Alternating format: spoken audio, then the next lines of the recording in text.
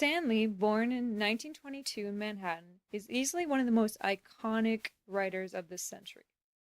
He was inspired by the multiple books by Charles Dickens, and of course the epic tales of Sherlock Holmes by Sir Arthur Conan Doyle, and adored films by Errol Flynn, because who doesn't love Errol Flynn?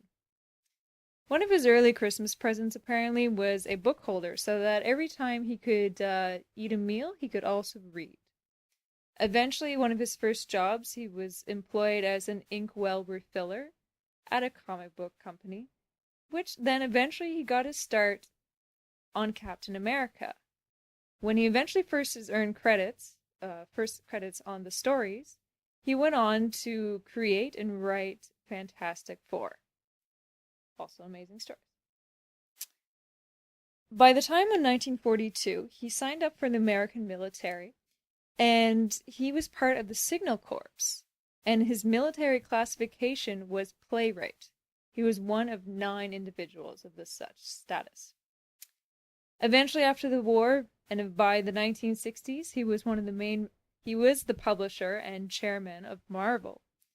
And he partnered with many of the great legends like Jack Kirby and many others, and he came up with the stories of Spider-Man, of Iron Man, X-Men, Silver Surfer, Ant-Man, questionably Thor, that is, Scandinavian culture.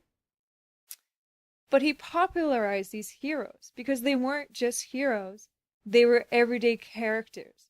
They had characteristics of humor, villainy, realism, and just full of darkness. And of course, apparently his favorite was Spider-Man, because who doesn't love black, red, or red and blue? He was also the king of cameos, which is what we love him for. And even he was in a Teen Titans Go episode where he was like, I don't care if it's a DC movie, I just love cameos. Stan Lee. He found the hero in us all and created heroes for us all.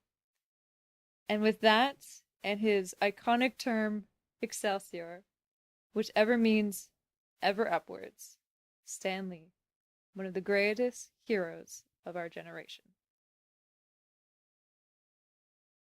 To you, Stan.